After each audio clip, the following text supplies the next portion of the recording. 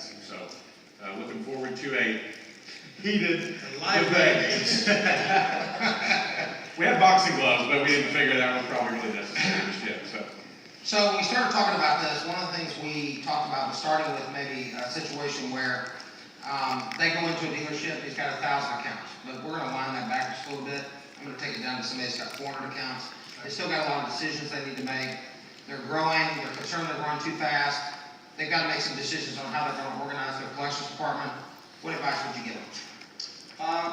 Well, I'm going to take the point of view that the first thing I look at when I go into a dealership like that is I'm going to grab some portion of their deal jackets on recent deals. 400 account portfolio, I might take 50 deal jackets or 80 deal jackets. And I'm going to look at the deal structure and the underwriting to make sure before we hit the gas pedal, before we crank this thing up, that we're fundamentally sound. Before I even talk about the collection activity. Okay, a little bit different. The first thing I'm going to look for in the example that Alan just gave us is I'm going to look at the performance of the portfolio through collection dollars. I want to see how well the current portfolio is performing based on collection effectiveness, how much they're collecting per open account, some things like that. And then from there, maybe go in Chuck's direction and take a look at underwriting. If they feel they're moving too quick, there's going to be a reason. They're going to have something that's not performing well. Maybe it's they think their charge-offs are high or delinquencies are a little bit high. So I'm going to start at kind of the core level and just say, hey, what is this portfolio yielding? And if it's doing a pretty good job, then maybe I don't need to worry too much about underwriting. So, speaking of underwriting, if you were to implement an underwriting department and you were going to recommend somebody starting underwriting, what would you do? How would you Me or Chuck? Either one. I'll take it. I think you should have a centralized underwriting department. I don't think it should be done, personally, I don't think it should be done by a lot manager or anybody that's tied to the sales side of it. I think underwriting is a collection function. So if they didn't currently have one, I would suggest that they get one pretty quick. And again, it'd be centralized somewhere away from a retail facility. I would concur with that. The one thing that I see way too often, though, is the opposite, which is we're going to let all the verification process and all the underwriting happen from my collection team, which I also don't believe in. Both salespeople and collectors have a dog in the fight. The collectors, when you look at a bad account every single day, 40 hours a week, forever and ever, it's really hard to say, well, these are good people. So I like to be independent, and certainly I do believe it needs to be centralized, and that people need to be sort of independent.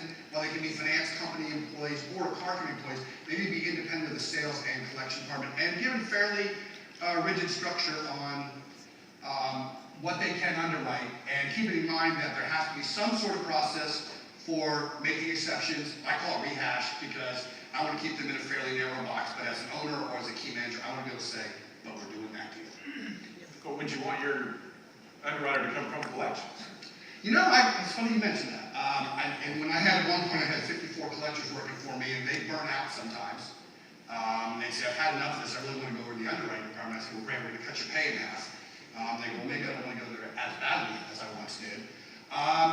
And a few of them made the transition, Brad, but many of them couldn't because there's still some residual leftover effect when you look at an application and someone goes, oh, I know this guy. We're going to call him every week for 3 years. Even though they've never met the man before, it's just a profile of the customer. And it was a challenging transition that they had to say, I'm going to look at this deal from a scoring model, from a credit bureau, from an interview, and not bring in anything that I don't know. That I'm just assuming. And one point that he mentioned he didn't go to, but I'd like to, is verification. I think the key to your underwriting department is some sort of verification ahead of time. Our customers' credit applications are similar to resumes, and usually about 75% of it just ain't true, right? I mean, 1 year at the job turns out to be 6 months, 2 years at the job, resident seems to turn out. So I think some sort of verification has to be done ahead of time. I don't mean we have to talk specifically to the head of the payroll department that says, here's the date I hire, and yes, they're current and full-time, and their chances of employment are good, but just somebody that can say, yes, I know they live here, yes, I know they work there, and then again, from an income standpoint, at least have something so I know that the customer can afford it. What is the key metric in underwriting? Which one?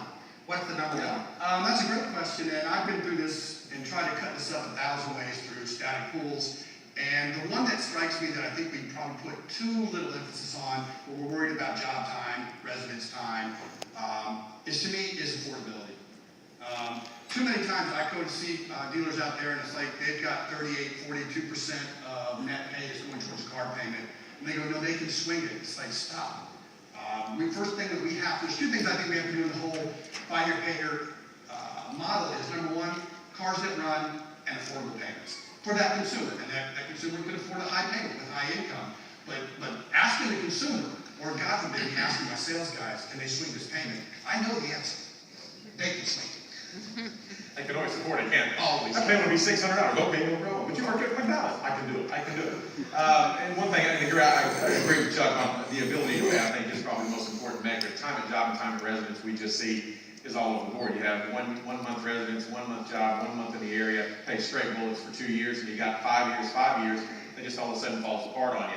But one thing that does kind of track with our numbers is that ability to pay. And one thing that I like to stress for dealers to take a look at is that percent being a percent of net, not gross. And the reason being is because you can't pay your bills off of gross. I mean, ask the mortgage industry if they have not changed their underwriting because everything for them was off of gross, and now they've lowered those standards. That net pay tells you exactly what they have available to make your payment with. I'd like to add one more thing on that Alan, before we move on. This has come up a lot lately in my 20-group meetings where people have just made, I would call them semi-arbitrary statements, like, well, but down payment matters. Well, down payment matters. Time on job matters. What you need to do is you need to go back and historically look at your loss experience and say, does it matter based on the numbers, not on my gut, not on my instinct? And I'll give you a great example if you don't mind. This was just a really funny thing that happened recently in Tulsa, Oklahoma, where the owner was showing me his new facilities with the manager, partner in that deal, and they walk back to the get-ready area, and there's 7 Mitsubishis that are on this list of cars that have trouble getting through recon. They have some very expensive repairs. And the owner, truly a car guy, says, I thought we don't buy Mitsubishis, those cars suck. And then the other guy says, well, boss, let me punch it up on the iPad and tell me what our static pools are on this Mitsubishi. He said, you know, they're the lowest charge-off of all cars we sold in the first 3 years in Tulsa. And the car guy, in typical car guy fashion, says, yeah, I still hate them. Doesn't matter what the numbers say.